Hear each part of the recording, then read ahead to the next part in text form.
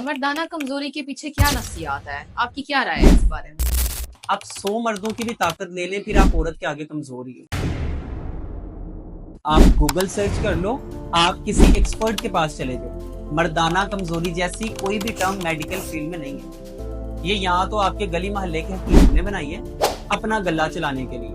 और दूसरी चीज, आज का हमारा मर्द समझता है कि वो ना ताकत के जोर पे एक औरत को शेर कर सकता है। ठीक है, ये एक मिथ कह लेंगे, इसकी कोई हकीकत नहीं है। ठीक है, मैं समझता हूँ कि औरत को शेर करना सबसे ज्यादा आसान है।